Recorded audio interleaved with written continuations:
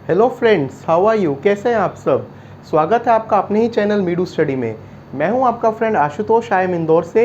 And friends, मीडू study में ये है आपकी ड्रीम आईएम सीरीज़। जी, ड्रीम आईएम सीरीज़ जिसमें हम कैट 21 की प्रिपरेशन कर रहे हैं। 28 नवंबर का जो अपना एग्ज़ाम है एंड 75 डेज एंड 75 वीडियोज़ में कर रहे हैं कैट की पूरी तैयारी। ऑलरेडी हमारी जो है 33% से ज़्यादा वीडियोस आ चुकी हैं। आज की हमारी वीडियो फ्रेंड्स है हमारे डेटा इंटरप्रिटेशन के ऊपर डीआई सेक्शन, जो कि एलआरडीआई जो ओवरऑल सेक्शन होता है उसका पार्ट है। डीआई में अलग अलग तरीके से डेटा रिप्रेजेंटेड होता है और उसको इंटरप्रेट करके हमें आंसर्स देने होते हैं। आपको पहले बताया था मेजर फॉर्म्स जो है डेटा रिप्रेजेंटेशन की हमारी टोटल 6 वीडियोस रहेंगी, उसमें से 3 वीडियोस हमारी आ चुकी हैं। इन टॉपिक्स को दोबारा रेफर करने के लिए आप वीडियो नंबर 4 देख सकते हैं पाई चार्ट्स के लिए, वीडियो नंबर 11 टेबल्स के लिए, वीडियो 17 बार ग्राफ के लिए। एंड आज की वीडियो में हम करेंगे लाइन ग्राफ, जो कि है हमारा 4th टॉपिक। तो 4th टॉपिक है हमारा लाइन ग्राफ। एंड आज की वीडियो में हम जानेंगे कि जब लाइन ग्राफ गिवन हो तो उसको कैसे यूज़ किया जा सकता है डेटा इंटरप्रिटेशन के लिए। सबसे पहले समझते हैं लाइन ग्राफ होता क्या है। तो लाइन ग्राफ जो है बड़ा ही सिंपल है, बड़ा ही ईजी कॉन्सेप्ट होता है। इसमें क्या होता है, सिंपल फॉर्म है and type of chart used to show information changes over time. We plot line graphs using several points connected by a straight line. तो बेसिकली इसमें क्या होगा, अलग अलग पॉइंट्स रहेंगे। ये एक पॉइंट है, मान लीजिए आपने लाइन ड्रॉ करी, फिर इस पॉइंट से इधर गए, जैसा भी ट्रेंड है इस तरीके का आपको एक लाइन गिवन होगा। सो लाइन ग्राफ में इसी फॉर्म में अलग अलग पॉइंट से कनेक्टेड डेटा आपको गिवन होगा एंड उसको इंटरप्रेट करना है। आज की वीडियो में हम इसी को स्टडी करेंगे। तो सबसे पहले जो है हम देखते हैं आज का हमारा फर्स्ट सेट क्या है। जो मैंने सेट्स लिए हैं आपको लाइन ग्राफ समझाने के लिए, हमने 2 तरीके के सेट्स लिए हैं। आपको सिंगल लाइन भी गिवन हो सकती है जैसा कि अपना डेटा सेट 1 में है, एंड कई बार डबल लाइन भी गिवन हो सकती है, मतलब कोई 2 इन्फॉर्मेशन इकट्ठी ग्राफ पे प्लॉटेड हो। कई बार ये हो सकता है कि सिंगल सेट के आपको सिंगल लाइन ग्राफ के 2 अलग अलग लाइन डायग्राम गिवन हो, कुछ भी आपको कॉम्बिनेशन गिवन हो सकता है। तो पहले इस क्वेश्चन को, इस ग्राफ को समझते हैं क्या कहना चाह रहा है, और फिर चलते हैं क्वेश्चंस पे और देखते हैं कैसे कॉन्सेप्ट्स यूज होते हैं। तो देखिए क्या कह रहा है, this represents the number of branches of public sector banks in India. तो बड़ा ही सिंपल है, नंबर ऑफ ब्रांचेस बता रहा है बैंक की। यहाँ पर ईयर है तो देखिए 1960-61 वाला इसने 10-10 साल के बाद गैप का दिया है। तो 60 से लेकर 2000 इसने बेसिकली हमें जो है 40 ईयर्स का जो है 60 स्टार्टिंग वाला भी दिया। तो बेसिकली इसने 5 टाइम इंटरवल्स पे दिया है, एवरी 10 ईयर्स ब्रांचेस में कितना चेंज आया। और ये नंबर्स यहाँ पे आप देखिए एक्सिस पे हमेशा रीड कर लेना चाहिए, इन थाउजेंड्स है। तो बेसिकली क्या कह रहे हैं, मैं आपको 2-3 पॉइंट्स इसमें रीड करके बताता हूँ। 60-61 में 10,000 ब्रांचेस थी, 70-71 में 20,000 ब्रांचेस हो गई, 2001 में ब्रांचेस हो गई 80,000। तो बड़ा ही सिंपल ग्राफ है, कुछ नहीं है, सिंगल वाला ग्राफ हमेशा सिंपल ही रहता है। अब हमने ग्राफ को समझ लिया, अब क्वेश्चंस को देखेंगे एंड उसको सॉल्व करेंगे। सो फर्स्ट क्वेश्चन पे आते हैं। पहला क्वेश्चन क्या कह रहा है, find the percentage increase in number of branches from 60-61 to 1991। तो बिल्कुल सिंपल है, हमें क्या कह रहा है कि 1960-61 में नंबर ऑफ ब्रांचेस जो थी उससे 1991 में जितनी हो गई उसमें परसेंटेज इंक्रीज निकालिए। ये one of the simplest question है, ब्रांचेस एक ही एंड निकाल लीजिए। तो एक बार वापस चलते हैं ग्राफ पे एंड देखते हैं कितनी ब्रांचेस थी। तो 60-61 में हमारी 10,000 थी, 1991 में वो हो गई 60,000। तो बड़ा ही सिंपल है। अब इसको पुट कर देते हैं फॉर्मूला में और अपने क्वेश्चन को इवैल्यूएट करते हैं। तो 10,000 से वो इंक्रीज हो गई 60,000 पे। तो यहाँ पे ब्रांचेस थी 10 के, यहाँ पे ब्रांचेस हो गई 60 के। अब परसेंटेज इंक्रीज का हमारा फॉर्मूला क्या होता है, परसेंटेज इंक्रीज होता है टोटल इंक्रीज कितना हुआ अपॉन इनिशियल इंटू 100%। तो देखिए इंक्रीज कितना हुआ है, इंक्रीज हमारा 10 के से 60 के, तो हमारा हम कह सकते हैं कि 50,000 का इंक्रीज हुआ है। इनिशियल वैल्यू कितनी थी बेस पीरियड में 10,000 अपॉन 10,000 इंटू 100%। तो बेसिकली 5 टाइम्स हो गया ना, तो 5 इंटू 100 ये हो गया 500%, हमारी ऑप्शन नंबर सी। तो बड़ा ही सिंपल है, आप ग्राफ को रीड कर लीजिए एंड उसके बाद परसेंटेज एवरेज जो हमने अपनी मैथ्स की अलग अलग वीडियोस में किया उन फॉर्मूला कॉन्सेप्ट्स को अप्लाई कीजिए। अब चलते हैं अपने नेक्स्ट क्वेश्चन पे। If the total number of public sector banks, अच्छा आप देखिए आप कंफ्यूज हो सकते हैं कि हमें ग्राफ में कुछ चीज थाउजेंड्स में गिवन थी, यहाँ अलग है। तो जो हमें ग्राफ गिवन है ना वो है नंबर ऑफ ब्रांचेस का, एंड यहाँ पे वो कह रहा है कि कितने बैंक्स थे। अब एक बैंक की 100-200, बड़ी बैंक की इतनी ब्रांचेस, दूसरे छोटे बैंक की 4-5 ब्रांचेस भी हो सकती हैं। तो यहाँ पे इसने ये बता दिया कि 60-61 में 60-61 एंड 2000-2001 को मैं 0011 लिखता हूँ, इससे आप कंफ्यूज मत होइएगा। बैंक टोटल थे 14, यहाँ पे हो गए 28, और ब्रांचेस का डेटा हमें गिवन है। तो ये क्या कह रहा है, find the ratio of average branches पर बैंक। हम एवरेज ब्रांच पर बैंक कैसे निकाल सकते हैं, टोटल ब्रांचेस को नंबर ऑफ बैंक से डिवाइड करके। तो एक बार 60, 61 और 2000, 2001 का नंबर ऑफ ब्रांचेस का डेटा ले लेते हैं अपने ग्राफ से, ग्राफ पे वापस जाके। तो 60, 61 में 10,000 है, 2000, 2001 में 80,000 है। तो चलिए अब हमें दोनों पॉइंट्स पता लग गए, अब इनको अपने क्वेश्चन में यूज करते हैं। यहाँ पे ब्रांचेस थी हमारी 10 के, यहाँ पे ब्रांचेस हो गई 80 के। तो यहाँ पे एवरेज कितनी है, एवरेज हो जाएगी 10,000 अपॉन 14, बिल्कुल सिंपल। और यहाँ पे एवरेज कितनी हो जाएगी 80,000 अपॉन 28। अब क्वेश्चन में किसकी रेशियो निकालने की कह रहे हैं, रेशियो ऑफ एवरेज ब्रांचेस पर बैंक इन दिस 2 ईयर्स। तो दिस 2 ईयर्स में ना, जैसे हमने ग्रामर में भी ये चीज़ पढ़ी है, जब इस तरीके का गिवन हो तो उसी सीक्वेंस में चलेंगे, 60, 61 और 2000, 2001। तो 60, 61 की रेशियो कितनी है, सिंपल है, हमने अभी निकाला 10,000 अपॉन 14, और बाद में कितनी हो गई 80,000 upon 28।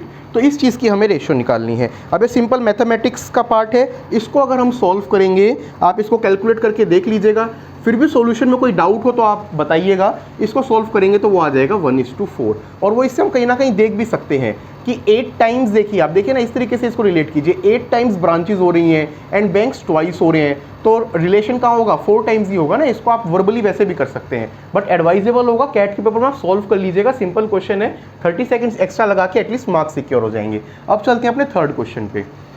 There is a proposal to merge SBI and associates bank. अब देखिए ये मर्जर इस तरीके के होते रहते हैं, एंड आजकल आप देख रहे होंगे तो बैंक एंड एसोसिएट्स क्या, करंट गवर्नमेंट में तो इवन आपके अलग अलग बैंक्स के भी मर्जर हुए हैं, आंध्रा बैंक, कॉर्पोरेशन, यूएन, ये सब चलता रहता है, यूनियन बैंक। तो अब इस क्वेश्चन को समझते हैं। 2000, 2001, तो पहले तो ईयर लिख लीजिए, 2000, 2001, एंड पिछले ही क्वेश्चन में हमने यूज़ किया है, तो वापस से उस ग्राफ पे नहीं जाते, हमें पहले से पता है कि इस ईयर में जो ब्रांचेस थी वो 80,000 थी, इतना तो हम इसको 2-3 बार यूज़ कर चुके हैं, तो हमें याद हो गया है। अब यहाँ पे ये क्या कह रहा है कि 2000-2001 में मर्जर का प्रपोजल था, due to which total number of branches will decrease by 5,000। तो ब्रांचेस न्यू केस में कितनी हो जाएंगी, 5,000 लेस। भाई मर्ज हो रहा है तो डिक्रीज ही होंगी ना branch. After this SBI has 40% of total branches, in terms of percentage branches कितनी हो गई 40%। तो हमें ये बताना है कि percentage change in total branches of SBI before and after merging. तो दोनों सिनेरियो में हमें रेशियो निकालनी है। तो देखिए बड़ा ही सिंपल है। अब total branches of SBI after merging हमें गिवन है, कितनी है 40%। किसका 40% है, ये 40% है 80,000 माइनस कितना डिक्रीज हो जाएगा 5,000 का, ये इसका 40% है। इस वैल्यू को अगर हम सॉल्व करते हैं तो ये वैल्यू निकल के आती है 40% ऑफ 75,000 की वैल्यू हमारी आती है 30,000, राइट। अब 30,000 ये वैल्यू आ गई। अब बिफोर मर्जिंग हमारी फिर कितनी थी, इसका मतलब ये कह रहे हैं ना कि आपकी ब्रांचेस जो है वो 5,000 कम हो जाती हैं, तो इसका मतलब बिफोर मर्जिंग हमारी कितनी थी, this plus 5,000। So basically before merging थी हमारी 35,000 को नॉर्मल सिंबल है के से हम लोग रिप्रेजेंट करते हैं, और बाद में कितनी हो गई, बाद में वो जो है अपनी 35 हो गई। अभी किस में निकलाने को कह रहे हैं, परसेंटेज इन टोटल ब्रांचेस। तो कितना चेंज हुआ, परसेंटेज चेंज हमेशा क्या होता है, change upon initial into 1000 into 100%, sorry. अब देखिए जो हमने परसेंट एंड एवरेज का टॉपिक पढ़ा था वो कितना हेल्प कर रहा है। पिछले क्वेश्चन में एवरेज यूज हुआ, यहाँ परसेंट से फंडामेंटल क्वेश्चन होते हैं जो DI में यूज होते ही होते हैं। 5 1 जा 5 7 जा, तो 100 डिवाइड बाई 7, तो स्ट्रेट अवे आप कोई ऐसी ऑप्शन देखिए जिसमें 7 डिनोमिनेटर में हो, वो है 14/2/7, एंड इसको इवैल्यूएट भी करेंगे तो वो वही आएगा। ये 100/7 को हम इस वे में लिख सकते हैं, ठीक है। तो हमारा करेक्ट आंसर हो गया option number D. Simple average इसका कॉन्सेप्ट लगा डेटा को यूज करते हुए, एंड क्वेश्चन सॉल्व। अब चलते हैं क्वेश्चन नंबर 4 पे। क्वेश्चन नंबर 4 में क्या कह रहा है, 40% of total branches are in rural area in 1970। अच्छा अब देखिए हमें 70, 71 और 2000, 2001 में रूरल अर्बन का ये कुछ बता रहा है, ठीक है। Then find the increase in number of rural branches, कितना रूरल ब्रांचेस में इंक्रीज हुआ वो हमें बताना है। तो देखिए पहले हम टोटल नंबर ऑफ ब्रांचेस देखते हैं। 2000, 2001 में तो 80,000 थे, हमने बार बार देखा। एक बार ग्राफ में जाके 70, 71 का भी डेटा पॉइंट देख लेते हैं अपने ग्राफ में रेफर करके।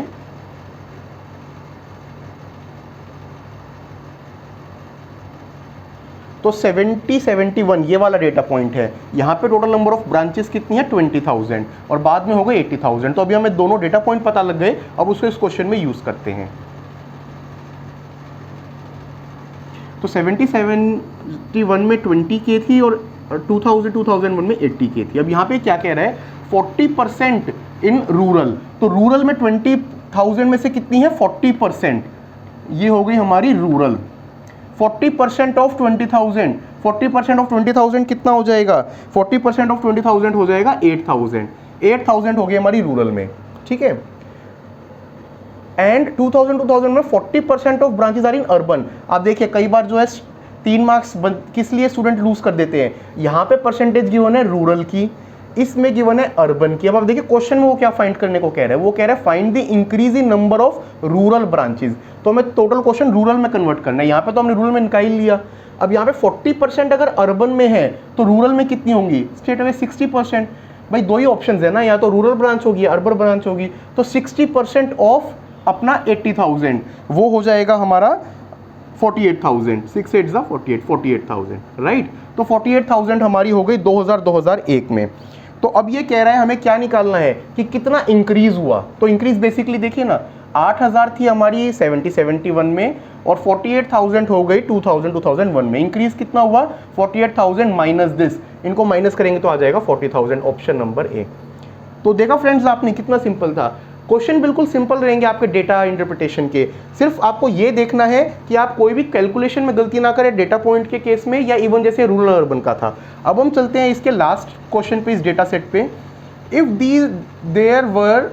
These were 10,000 branches less, sorry ये टाइपो है, देयर होगा, if there were 10,000 branches less in 80 81, okay. So 80 81 में वो कह रहा है 10K लेस, ओके। तो पहले हम देख लेंगे ओरिजिनली कितनी थी और फिर कितना लेस हुआ।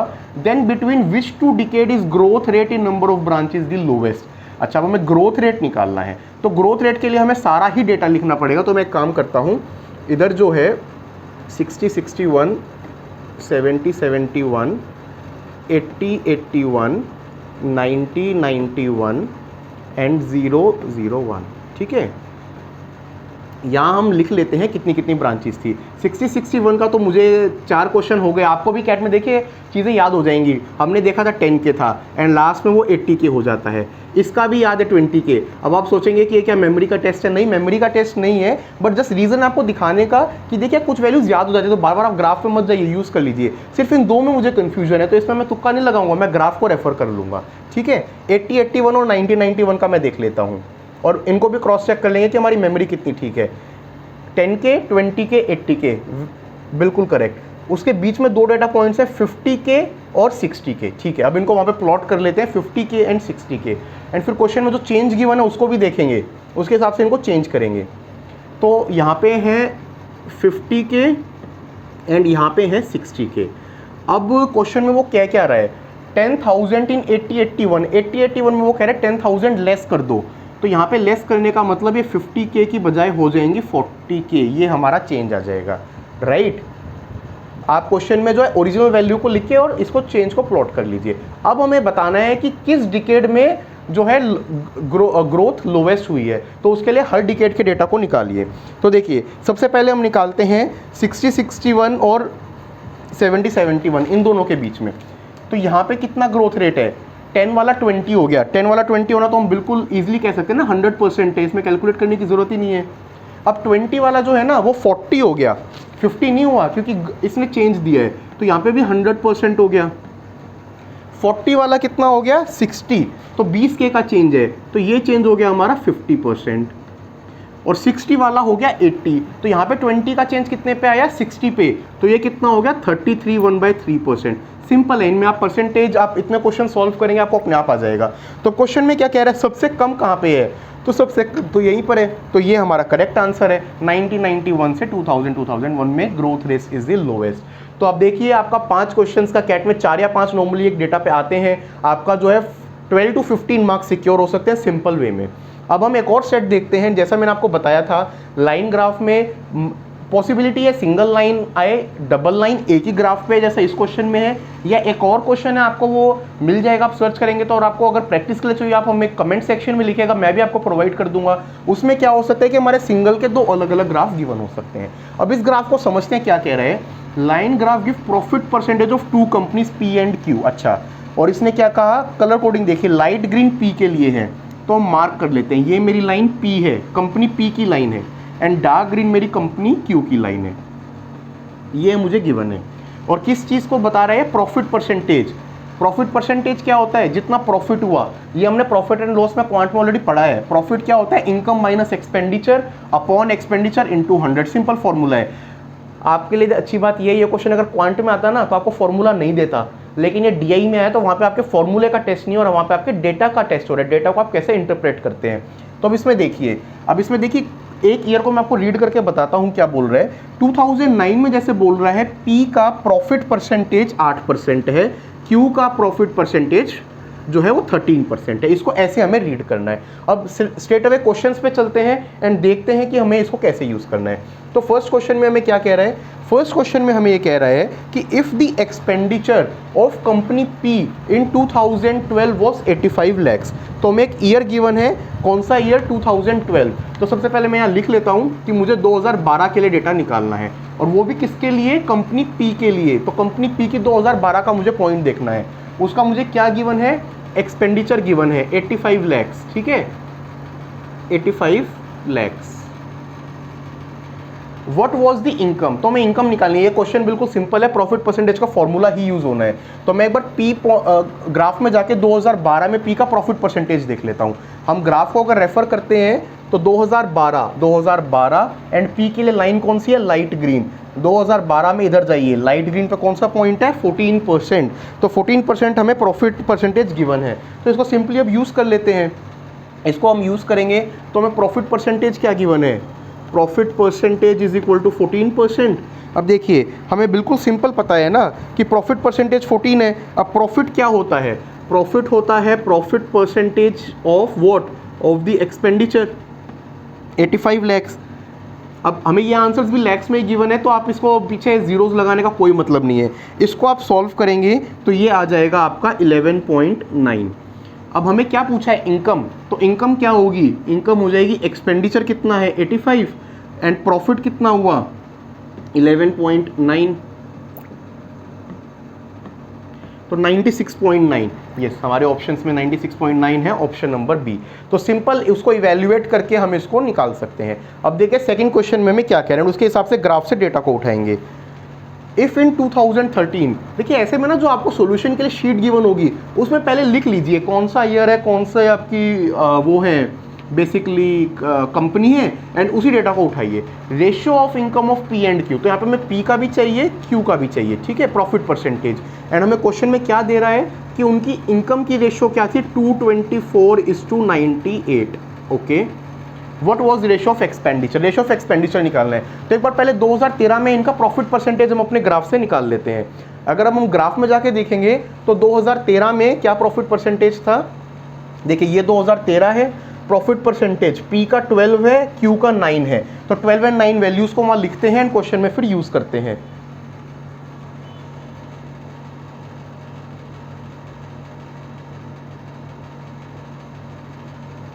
हाँ जी, तो P का हमारा प्रॉफिट परसेंटेज है 12%, Q का हमारा प्रॉफिट परसेंटेज है 9%। अब हमें बेसिकली इनकम निकालनी है एंड एक्सपेंडिचर्स की रेशियो जो है हमें गिवन है। हमारी इनकम क्या होती है, इनकम हमारी होती है एक्सपेंडिचर प्लस प्रॉफिट, राइट। अब एक्सपेंडिचर कितना है उसको हम लोग सॉल्व करते हैं, तो हमें यहाँ पे क्या गिवन है, 224 इसका जो है इनकम है। तो ये 224 हमारा बेसिकली क्या होगा, हमारा 224 बेसिकली होगा हमारा जितना उसका एक्सपेंडिचर है प्लस जो है अपना 12%। अब 12% अगर हम निकालेंगे तो 224 बेस वैल्यू अगर हमारी 200 है ना, तो ही आप देखिए क्योंकि 100 पे 12 आएगा, 200 पे जो है अपना 224 आएगा। तो 200 हमारा बेसिकली जो है वैल्यू है जिसपे हमें 224 एक्सपेंडिचर मिल सकता है। एंड इसमें 9% है। अब यहाँ पे कितना गिवन है, 98। तो इस केस में क्या होगा, इस केस में आप सिंपली निकाल सकते हैं कि अगर हमारा 90 है उस पर आप निकालेंगे तो अप्रोक्सीमेटली वो जो है आपको उतना मिलता है। तो बेसिकली हमारी रेशियो क्या हो जाएगी 20:9। तो इसमें एग्जैक्ट सॉल्यूशन करने की बजाय आप इस तरीके से अप्रॉक्सीमेशन करके सॉल्व कर सकते हैं। अब चलते हैं अपने नेक्स्ट क्वेश्चन पे, क्वेश्चन नंबर 3 पे। तो पहले बिल्कुल सबसे पहले काम यही करना चाहिए, 7-8 साल का डेटा हो ना, पहले ईयर लिख लो। इस क्वेश्चन में 2009 के लिए सॉल्व करना है। Expenditure of P and Q were equal. अच्छा, तो पी एंड क्यू का कह रहा है कि एक्सपेंडिचर इक्वल है, तो एक बार इनका प्रॉफिट परसेंटेज निकाल लेते हैं, देख लेते हैं ग्राफ से, एंड फिर इनकी इनकम की रेशियो निकालते हैं। तो एक बार ग्राफ पे वापस चलते हैं एंड ईयर 2009 में देखते हैं क्या प्रॉफिट परसेंटेज थी। सो 2009 को अगर मैं रेफर करता हूँ, बिल्कुल फर्स्ट ईयर है। पी की प्रॉफिट परसेंटेज थी 8 एंड क्यू की प्रॉफिट परसेंटेज थी 13। तो 8% और 13%। अब इन वैल्यूज को हम वहाँ पे यूज करेंगे।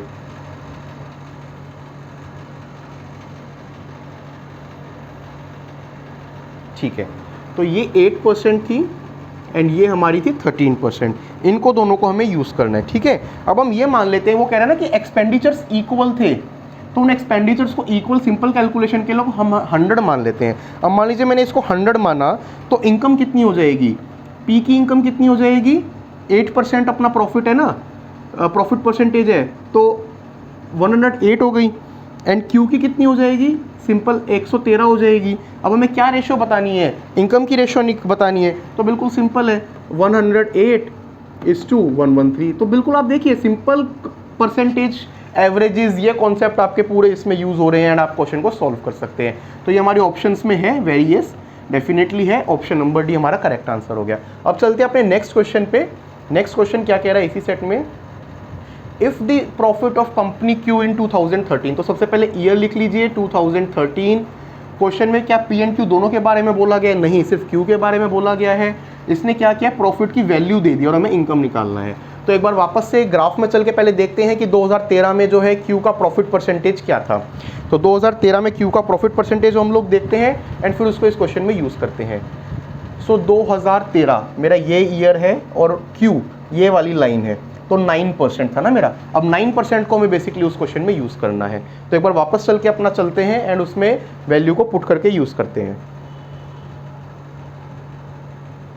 सो प्रॉफिट परसेंटेज है हमारा 9% हो गया मेरा प्रॉफिट परसेंटेज। प्रॉफिट की वैल्यू मुझे क्या गिवन है, 4.23 CR, ये मुझे प्रॉफिट की वैल्यू गिवन है। अब हमें ये पता होता है ना कि इनकम क्या होती है, इनकम बेसिकली होती है प्रॉफिट परसेंटेज इनटू मेरा एक्सपेंडिचर, राइट। ये हमारी प्रॉफिट परसेंटेज की वैल्यू होती है। अब मेरा एक्सपेंडिचर, इसको इसमें पुट करते हैं, प्रॉफिट गिवन है, हमें इनकम निकालनी है। ठीक है, अब एक्सपेंडिचर इस फॉर्मूले से क्या हो जाएगा,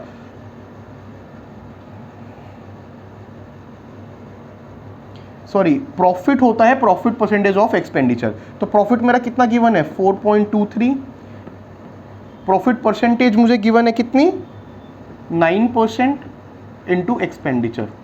तो अगर इससे मैं एक्सपेंडिचर सॉल्व करूंगा तो एक्सपेंडिचर की वैल्यू क्या हो जाएगी 4.23/9 इंटू 100।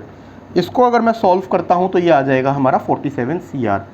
अब 47 CR आप कहेंगे ये तो ऑप्शंस में है ही नहीं, क्योंकि क्वेश्चन में क्या पूछा है, इनकम पूछा है। तो इनकम क्या होती है, इनकम होती है एक्सपेंडिचर प्लस प्रॉफिट। तो बेसिकली मुझे 47 में अपना जो 4.23 था उसको ऐड कर देना है। इसको हम ऐड करेंगे तो आ जाएगा 51.23, मेरी ऑप्शन सी। तो ऑप्शन सी हमारा करेक्ट आंसर है। अब हम चलते हैं नेक्स्ट क्वेश्चन पे इसी ग्राफ सेट में। If the ratio of profit of P and Q, तो हमें पहले ईयर लिख लीजिए ताकि डेटा निकालने में आसान हो। 2010 ईयर है, पी एंड क्यू दोनों का निकालना है, ठीक है। रेशियो गिवन है 4:5, 4:5 एंड परसेंटेज, हमें एक्सपेंडिचर की जो है अप्रोक्सीमेट रेशियो बतानी। तो पहले 2010 में देखते हैं प्रॉफिट परसेंटेज क्या था, वापस से अपने ग्राफ पे चलते हैं एंड 2010 के लिए पॉइंट्स को रेफर करते हैं। सो 2010 में मेरा क्या सीन था, 2010 ये है, P का था हमारा 11 एंड Q का था 13, 11 एंड 13, 11 एंड 13 हमारी वैल्यूज़ थी। अब उनको हम अपने इस क्वेश्चन में एक यूज़ करेंगे। सो ये था 11%, ये था 13% एंड रेशियो 4 और 5 गिवन है। तो 4 एंड 5 हमें गिवन है ना, तो आप लेट कर लीजिए प्रॉफिट सिंपल वे में।